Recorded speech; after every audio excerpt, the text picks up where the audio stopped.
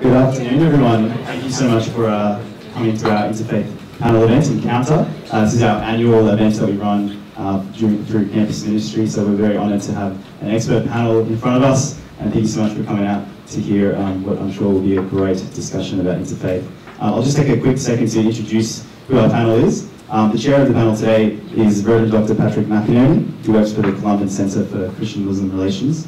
From ACU, we have Professor Hayden Ramsay, depending on how you pronounce his title, Pro Vice-Chancellor, Assisting Vice-Chancellor, and President and Professor of Catholic Philosophy at ACU.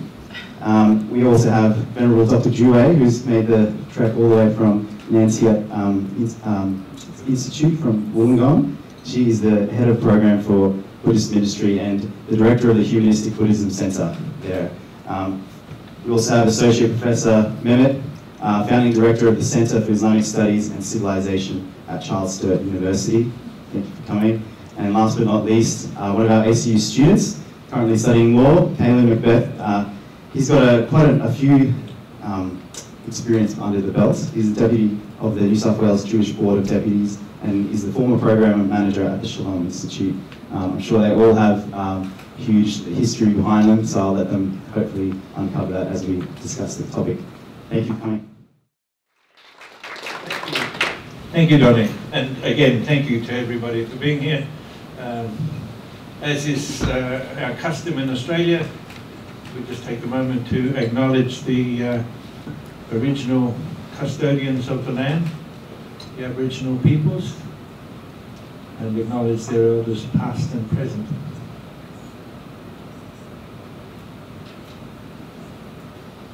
I used to think it was tokenistic to do this acknowledgement of country, but I've actually come to realise it's a very profound importance, because the Aboriginal peoples lived here for 50,000 years in many tribes and nations, First Peoples, speaking over 250 languages, over 500 dialects. So diversity is part of the deep DNA of the land. And we will not be able to deal with our current multi-religious diversity unless we also engage with the original diversities of the Aboriginal peoples of Australia. So reconciliation and interfaith go hand in hand. I shouldn't be taking up time. I have a few questions that I will ask different members of the panel, and then I would like very much to make sure there's time and space for you to ask the questions that you have. I think that's more important than the formal questions that we have here. So I'll try and move through these a little bit quickly. The first question is, what is your faith's understanding of God, or a higher being?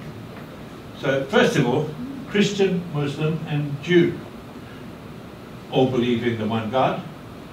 Is it the same God, or do we believe in different gods? Would one of you like to respond to that?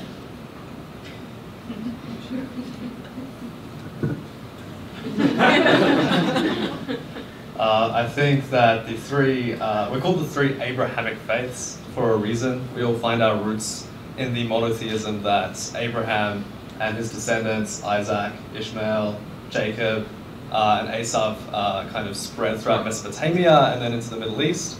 And so if you look at that historically, I think it's pretty clear that three Abrahamic faiths believe in the one same God. I think it's a fair answer. Well, if we're claiming that we believe in one God, it must be the same. You cannot have different God and it's one God. I think we describe that one God differently. There's a famous Muslim mystic, 13th century Rumi. He tells a story where a Jew, Buddhist, Muslim, Christian, and Hindu, and I didn't leave out anyone else, right?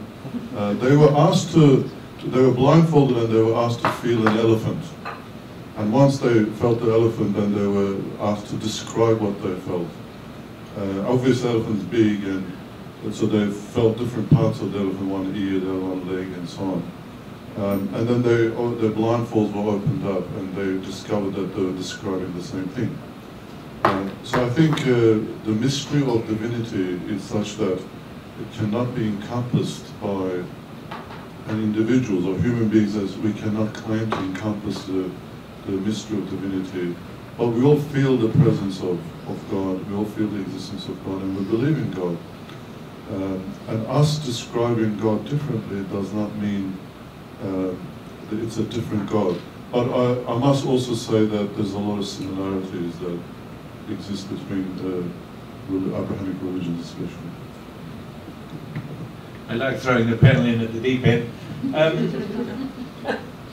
A plug for the Trinity, please. Absolutely. Credo in unum Deo, we believe in one God. Shall we stand? Three persons. Yeah, I think that's very important, Father, that you say that. Yes, we profess belief in the monotheistic God. I think it's very important that we are honest about sameness and that we're honest about difference. After all, if we're not honest about difference, no dialogue is possible. Father's just given his plug for the Trinity. Before I pass back to colleagues, what is that? In Catholic tradition, we believe God, and I think we have this in common certainly with our brothers at the end of the bench, we believe God is not a thing. If you were to look at the entire universe and look at all the things in it, God is not a thing, not even a very great thing. In that sense, he's not in the universe, part of its furniture. He's not outside the universe, because by definition the universe is everything. So God is a different way of existing. God is the reason the universe exists as it does. That's the first thing to be said. But as Father Patrick points out, in the Catholic view, there is more to be said about God, because we believe, like those of us who are Catholic, that God himself united himself totally and perfectly with human flesh and was born as a man who lived and taught and died, and Christians, all Christians believe, rose again from death. And after he rose from death, we believe that from that man who is God, and from his Father God, his life, or as it's sometimes called, his spirit, was sent forward to those who profess belief in him. And that's the thing Christians know as the beginning, the birth of the church. So, yes, we believe in the one monotheistic God, but there are some key differences here, and my brothers would have their own differences too, I'm sure. So, to add further complexity, the three theistic, monotheistic religions are present here and doing all this God talk, but I was told that for Buddhists, God talk is a distraction. Many Buddhist traditions don't speak in terms of God. Dr. Juewei.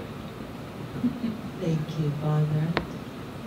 Interestingly enough, in the Buddhist faith, there is also the elephant parable, and it's an old parable. Same thing, it's not different religions or different people, all touching various parts of the elephant and discovering the elephant to be either just the tail or the ears or the trunk. First, before I begin, let me profess that I'm only a student of my religion, or this phenomenon called Buddhism. And so what I say represents only one variety of Buddhism. Also to recognize there's no one Buddhism. There are Buddhisms. I'm sure it may be the same in many other traditions as well. So, God, or a higher being. In Buddhism, interestingly enough, we believe in the existence of gods. That there are heavenly beings who are quite powerful, in some ways supernatural, and they possess abilities and knowledge, and they have a lot of pleasures that they can enjoy in the heavens. So we believe that there are gods. But the Buddha is not a god to us. The Buddha represents an archetype of a person, so a human person, who has had the ability to perfect himself or herself in terms of character, so it's perfection of virtues and wisdom for the sake of humanity. So the Buddha is a person, and we emulate, we the archetype of the Buddha. So we all hope to become Buddhas. We believe that we are all future Buddhas. However, whether it's human, whether it's God, whether it's animals, whether it's even beings in hell, one thing pervades the mind, and that is the essence of emptiness. So there is a common essence that cuts across, quote-unquote, essence, and that's the emptiness. Perhaps it's that, I don't know whether it's something that Hayden has said, but there's this unity across. And that's beyond words. We can't describe it. We all possess that nature. So in that sense, there's no higher being and no lower being. In that sense, whether a being is in heaven or in hell, it's equality. And it's that equality that we wish, at least for Buddhists, we wish to be able to profess and to put into our lives in practice. Thank you, Dr. Juewei. So you're moving us now in the direction of the next question, which is the core value of each tradition. So what is the core value of Judaism, of Islam? So I read the questions this morning on my way in, and this question was just at the perfect opportune time. Every week in a synagogue, the Jewish community comes together for a public reading of the Torah, of what we call the 5 books of Moses. And throughout the year, we eventually get to Rosh Hashanah, and then through there, we start again. So we work through all 5 books through the course of the year on the Jewish Sabbath. And this last Shabbat, this last Sabbath, we read the excerpts in Leviticus and Vayikra, which is the name of Leviticus in Hebrew. Ve'ahavta l'recha chamocha. You should love your fellow being as you love yourself. And that is the essence of Jewish belief. That is the core value from which we live our lives. And to kind of put that into a parable, there's a story that's described in the Babylonian Talmud. Now, it was a period in Israel before the exile where you had 2 major schools of thought. You had Beit Shammai and Beit Hillel, and there were 2 different Torah academies that came out with very different views on different laws and philosophies. And one person who was in Israel at the time, who was not Jewish, who wanted to convert to Judaism but wanted to understand what Judaism was, he came before Beit Shammai and he said, "Teach me the essence of Judaism on one leg, and I'll convert." You know, on one leg meaning like do it in one sentence.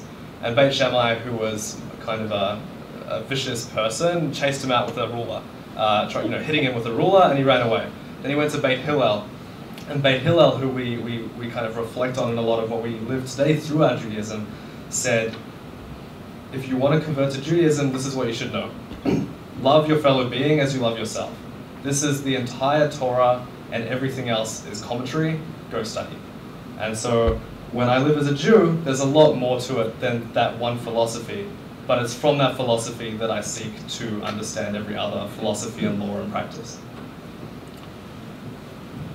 This is one of the hardest questions I think today that we have. But in terms of Islam, the most important value is sincerity. Because everything we do as human beings, we either believe in things, or we have thoughts, or we have actions. So a Muslim is expected to, or asked to, be sincere in all of those, what they do. The first hadith in the book of sayings attributed to Prophet Muhammad says, actions are judged according to intentions. That what is in one's heart when we are doing an action gives value to it, or it's rejected if it's not sincere, if it's done for show off. Even the belief has to be in the heart, sincerely and authentically. I would say that is the underlying value in Islam. And a Muslim is asked to, or expected to do a lot of good deeds. There's this passage of those who believe and do good deeds exists in many places in the Quran. And the heart of those is the intention or one's sincerity. So I would say that's the most important value. So love of God, love all means as you love yourself, and sincerity. Now, just to turn the question upside down on my left-hand side, instead of the core value, what is a misperception about your faith, about Buddhism and about Christianity? A misperception, apart from the alliterated pedophile priest, which is particularly painful to me. So what's another misperception about the church, about Christian faith?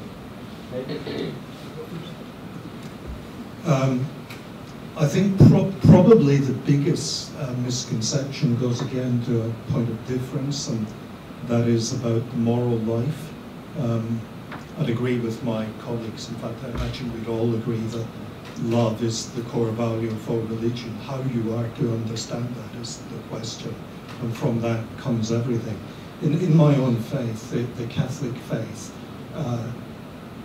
we unpack love in a body of moral teaching, which we believe has its root in something common to all of humanity, including all other faiths. I think the biggest misconception, fathers, certainly today, is that our church, my church, tells people what to do and arbitrarily interferes with what, particularly in the area of sex, what comes naturally to them. Now, it's hackneyed, it's boring, probably everybody in the room realizes there's something wrong, it is a misconception, but I think it comes up again and again and again. Why should you tell us what to do? And I think, before I pass to Dr. Juewei here, I think the answer to that is in some sense difficult and in some sense easy. I think people simply do not know, probably because they haven't been told that Catholic and Christian morality isn't a set of rules to interfere with your desires. Rather, it rests on a vision of what is a human person and what will make that person genuinely fulfilled, and fulfilled across the board for the whole of their life and afterwards too. And I think our traditions, as to Dr. Juewei now, if I may, I think our traditions would both disagree on some detail of that, but would agree that there is something passionately important in common here. Definitely, the human flourishing. I think our traditions are all about human flourishing. Don't we all want in this life to fulfill a sense of purpose in our lives? So, back to Father's question about what is one common misperception about Buddhism. Many people come to the temple and they think that Buddhism is meditation. Very often in the West, people equate Buddhism with meditation. But in reality, many Asian Buddhists do not meditate. However, it's relatively popular here in the West. People come to the temple and want to learn how to relax. But to us, meditation is not for relaxing. In fact, it's one of many methods that we learn in order to see the world as it really is. That is what we want to know in the end. What is this world? What is the cause of suffering? What are the conditions that have led to where I am today, and how can I be better in the future? How will I be able to get that sense of flourishing and feel meaning in my life? And what meditation helps us to do is to just still our thoughts, so that it's like you can't see very much when the water is very muddy, right? So if you let it sit in the mud and all the dirt sinks, then you can see clearly where things are, where the dirt is, where the clean water is. So similarly, that's the purpose of meditation. But sitting meditation is not the only method for acquiring that clarity of mind. In fact, rituals do a lot to help us attain that sense of clarity. Prayers as well. And there are many other methods that help us to be ourselves, to let the human goodness that is already in ourselves And of course, there are no misconceptions about Islam today. You enjoy a good reputation. There's nothing. Media is very accurate in what they say. I think there are heaps. Two big ones. The biggest one is that Islam is all associated with terrorism or Muslims. That's really offensive to many Muslims when a Muslim terrorist, the word is used together. It's only when a few just radicals and extremists do these things for political reasons and attribute it to Islam. So that's the biggest misconception. The other misconception is that Muslims do not have the same values, or they don't fit into Western culture or society. That's another big misconception.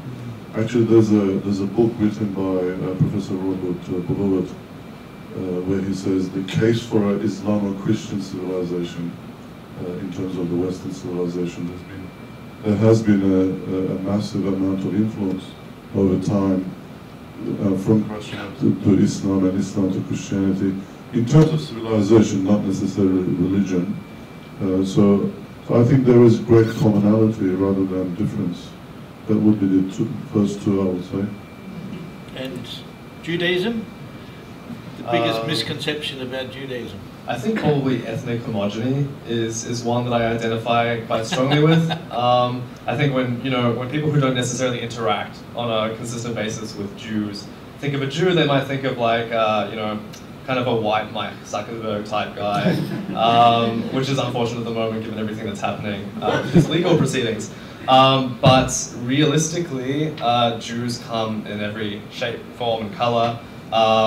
Because of the movements of the Jewish people throughout history. There are Middle Eastern Jews who we call Mizrahi Jews from Iraq and Iran and Lebanon, and there are Kaifeng Chinese Jews, and there are huge numbers of other kinds of Ethiopian Jews, masses of Ethiopian Jews who have moved to Israel in the last 40 years, along with everyone else who has come to Judaism through their own volition, which is conversion. I myself was born a white Protestant, a bit of a WASP, and I converted to Judaism, and so I think ethnic homogeny and kind of a multicolored face of Judaism and diversity there is probably the biggest misconception of what Jews are. Similarities within your religion and others. So what do we have that binds us together? What are the things that we have in common that we can build on? So who would like to volunteer first? Hayden. Thank you. I think there are some fairly obvious ones here and some more subtle ones.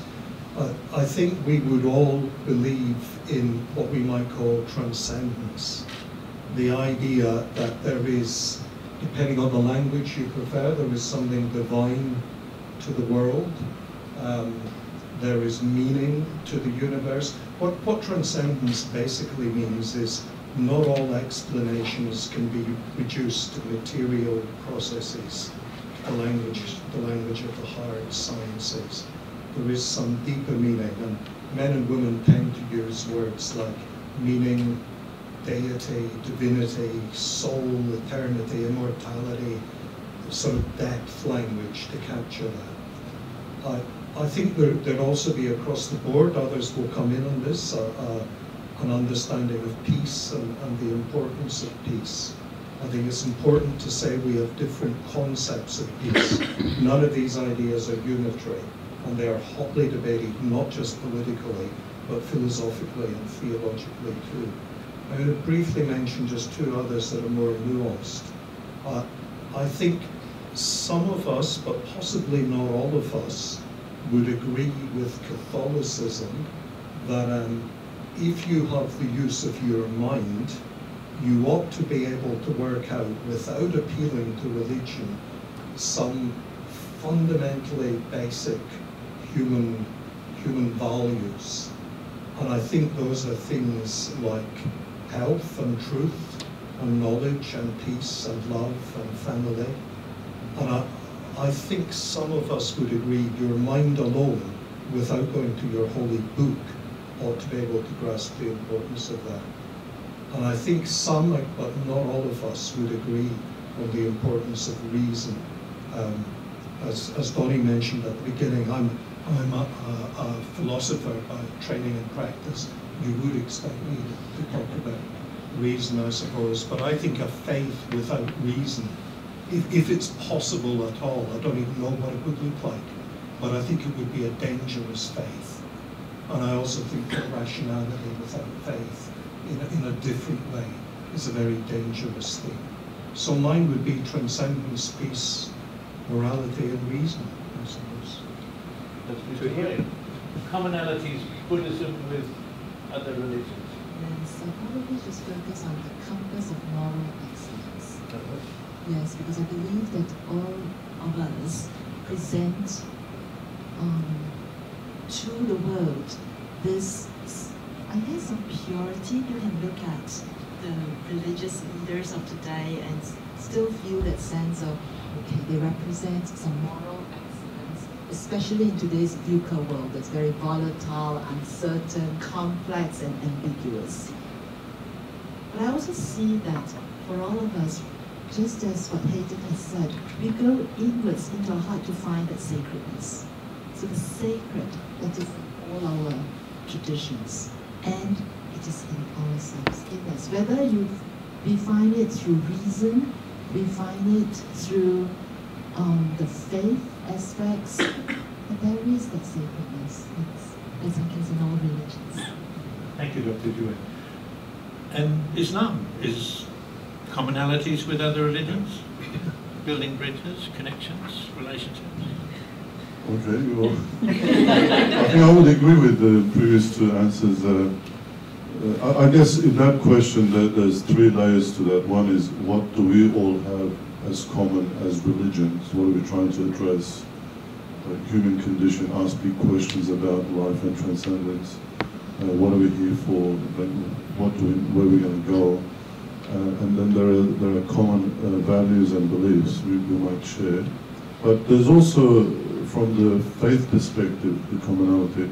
I would say in Islam shares the human flourishing of Buddhism. Islam shares the emphasis on God's love, mercy, and forgiveness of Christianity. It shares the legal aspect or the preciseness of what is the right thing to do of Judaism, that question.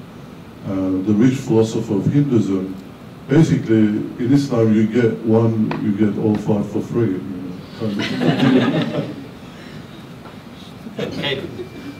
It's unfortunate with this question to be last because everyone's touched on such great points. I guess ultimately I would kind of put it down to a parable that's given at the end. If you ask any Jew or any rabbi a question, they're going to answer with either another question or a parable. So excuse the stereotype, but essentially at the end of the Tractate of Tanit in the Babylonian Talmud, there's an image of kind of the human state of being, and it is every view, every opinion, and every position in a circle, and they're all in a perfect circle, and in the center is God, and they're all facing God. And I guess what that means is that despite our differences and despite the different ways that we've come to the truth that is the truth to us and the truth to moral and good living, we all have an equal share in God, and we all have an equal way to that truth. And so there's an equality in that journey that I think binds us all, and I think that's quite essential. Okay, so we've spoken about God, or ultimate reality, described differently. Core values, misconceptions, similarities. I'd like to, rather than ask this last question, how can our community better respect your faith or religious tradition? I think we just have to wear it. We cop it, whatever happens. So rather than asking that question, I think it's more important to give you an opportunity to ask the questions that you have for any of our panelists. So if you would have please raise your hand so I can see you. And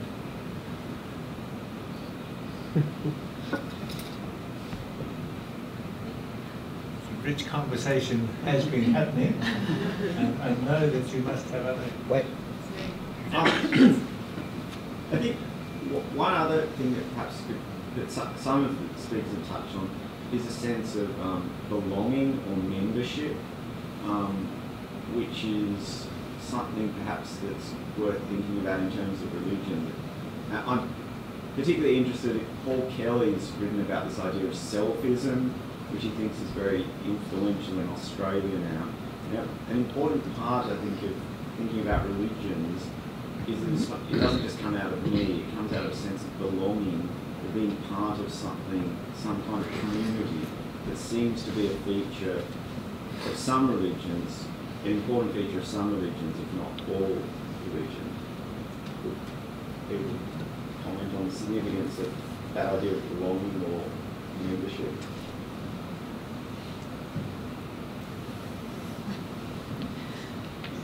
What I wear, my unique hairdo, this is a sense of community. So those of us in the same community, you know, when you look at Venerable Juewei and myself, we have the same hairdo, the same garb. So what is this? It means that we share the same faith, we eat the same food, and very often we also take the same vows. So the vows, for example, we take a vow of poverty, a vow of celibacy, and actually 500 other vows. Yes, it's a huge number of vows, many of which are obsolete because they've been passed down over 2,000 years. However, what's important is that we have time, communal time together. Early morning we wake up, we'll do our morning chanting, and we have community events together. However, we also have our individual practice. So for each of us, we'll have our own practice time. There's time for us to be on our own contemplation time. And in our form of Buddhism, it's called Mahayana Buddhism, which means it's greater vehicle. We believe that we are all interconnected. I can't become a Buddha without everyone else also becoming a Buddha in my heart. So there's that sense of community from the individual to the actual interconnectedness within our theological framework. But at the same time, today's world is a selfie world. Especially here in the West, the individual takes a very important role as well. So therefore, in both practice as well as in terms of theory, we're trying to break those boundaries, and that's why the community helps us not to retreat into our own little world, but to know to also interact, that whatever we do, whatever practice we do, we become a Buddha not for ourselves, but for the sake of the group. And the community is not just those who wear the same robes, but actually all of us. The fact that we're sitting together in the same room, to me, in my tradition, means that we probably have an affinity in the past and again in the future. I know I come around North Sydney the next time, I'll have plenty of friends.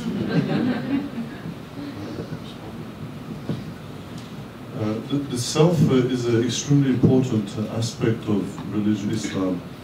The Quran talks about it a lot, the human self, which is the word is nafs. And that those who only attain salvation if they purify their nafs. So this has made Muslim, especially mystics, spiritual leaders, to come up with layers of nafs. There are up to seven layers. At the bottom of it is the commanding self, that a person is just a slave of their desires. Unfortunately, selfism is reduced to that in our time, that we have forgotten to rise above those desires and attain higher levels of being, which what nafs is. And the Muslim theologian, Sayyid Nursi, said that the key to unlocking divine mysteries has been put onto self, human self, because we know God through attributes, and we have those attributes given to us in a finite form, so that we can understand the infinite form of God. I guess that's akin to the Christian understanding of that humans are created in God's image. That's very much strong in the case of Islam as well. So I would say that self is extremely important. We have to deal with that question. But at the same time, that there are circles around the self, the family, circle of community, circle of country, and then humanity, that we have links with, inevitably by virtue of being human. We cannot lead 100% selfish lives, we will not enjoy it as animals could. Just to pick up on a little, you mentioned being made in the image and likeness of God. For Christians, excuse me, Hayden, please move. God is Trinity. God is community. So we are made by community, for community, in the image and likeness of community. We are made for community. We are to be in communion with all peoples and with all creation. That's the ultimate justification for a Christian account for interfaith dialogue. Made for community. Yes? I have a question. Sure. It's to do with purpose and existence. So, part of the question is, are we born with a purpose, and is our existence leading to us fulfilling that purpose? Sure. Thank you. I think that's a great question. Look, I think everything has a purpose.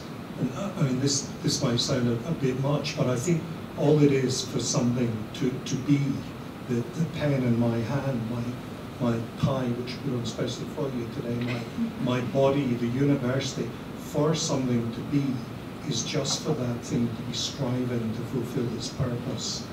The difficult question, not unanswerable, but difficult to answer, is when you look at us.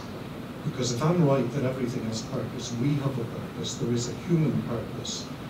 But as others have pointed out here just a few moments ago, we are selves, we are individuals. So as well as having a human purpose, which you and I share, even though we are very different individuals, we also have our little individual takes on that purpose, and our little individual weaknesses, and sometimes our big individual badnesses as we try to go off course and try and hit some goal other than our purpose. What I'd say to you is, I don't think this should seem restricting. I'm going to use a term Dr. Juewei used earlier. She spoke of moral excellence. I think this idea goes back in the East. In the West, it goes back to the very first human thinkers.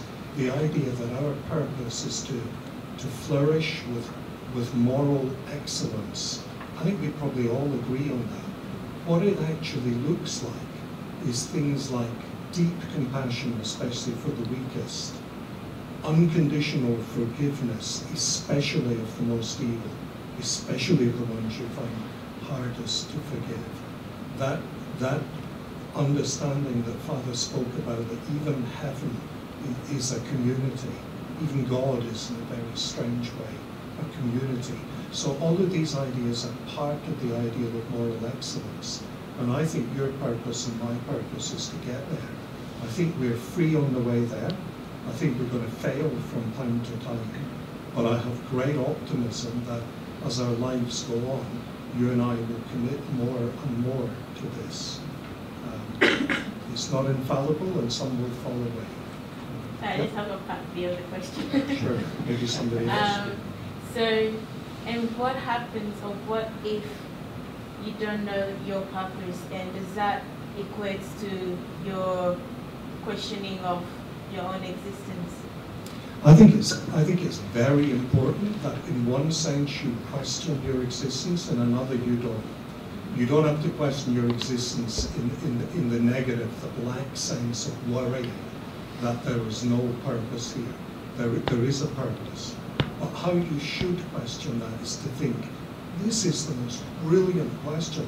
I've got a mind, I'm smart, I've got teachers, I've got books, and they tell me I've got a purpose. This is fantastically interesting to try to work this out. This is what universities are built for deep conversations. They're not just about getting jobs, as you know. They're for a deep conversation about nodding out together just what that looks like. So I think the questioning is very, very good. The questioning should be very rich, and you should always be aware that there's a host of great answers, and that you're completely free to decide which one looks compelling to you. Yes. Just to connect with that, is there in your religion, like, is there one truth? And if there is only one truth, how do you make sure that you have a connection? Because we're talking about encountering each other's religion, but if your religion believes in one truth, how do you deal with that, with those different opinions and different ideas about what your truth is? Does that make sense? That is a fantastic question, which I'm delighted to hand over to a panel member.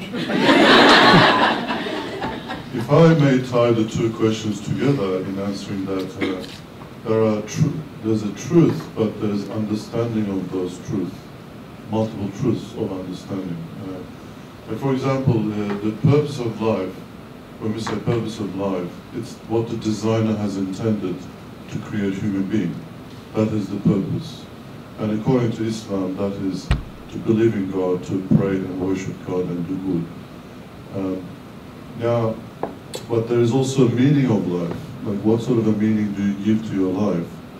And that may be the truth claim of the Quran, but when it manifests in my life, the meaning that I give, it's what I feel responsible to is the meaning of my life. Because that gives me the passion within that overarching umbrella scheme of truth. Because we see truth as sometimes binary, but it's got a wide spectrum of like, God exists, that is the truth claim of Islam. But how do I understand it in my life? It's going to be different to individuals. So I think we need to differentiate between a human perspective and God's perspective. One of my favorite theological statements, in the final analysis, truth is not a thing we possess, but a person by whom we must allow ourselves to be possessed, and it is an unending process. Any further questions? Please. How do you reconcile with the fact that each of your faiths have different sects? So, for instance, there's so many denominations of Christianity, Buddhism. We saw the conflict with Islam, with that television show of everyone sort of, you have so many conflicting values and behaviours as per your sect. So how do you deal with that, and how does that enrich your experience in your faith, or enrich your faith altogether? Caelan. Orthodox, Reform, New Reform, Old Reform. That's a tough question to ask an Orthodox Jew. We have the Jewish community, while we're all united in many things, we're divided in many more, both in terms of the practices that evolved throughout Europe and that now make up Ashkenazi Jewish practice, and practices that evolved throughout the Middle East that make up Mizrahi and North Africa, and all of the various customs and practices. But we hold that if they're united by a single legal document, which is the Torah, then we're all Jews and we're all working hard. Now, that doesn't exist across the board. When I was talking earlier, I think, to the professor about the Australian Jewish community, I was citing Sydney as an example. And in the Sydney Jewish community, there are about 60,000 Jews, give or take, and I think maybe about 3,000 of them religiously observant. But, you know, your differences are not those things that define you, it's the similarities, and I think we've seen that today with our panel members, and I think it's something that's so beautiful that we've brought here, and it's as beautiful as on Friday night dinner, where we had a Shabbat dinner, and we had a number of non-religious friends come and join us for that, because it's those things that unite us that make up those relationships as opposed to the distinctions. And thank you, Caelan. You've provided me with a wonderful segue to my final quote. It is from Rabbi Jonathan Sacks, 2010, when he was representing the faith leaders of Britain welcoming Pope Benedict. And he said, and I quote, and this refers to the differences and commonalities within our traditions and across our traditions. Rabbi Jonathan Sacks. We celebrate both our commonalities and our differences. If we had nothing in common, we wouldn't be able to communicate with each other. If we only had commonalities, we would have nothing to say to each other. We need both commonalities and differences. Would you please join me in thanking our panel for sharing the commonalities and differences? Caelan, Mehmet, Dr. Juewei, and Hayden. Thank you very much.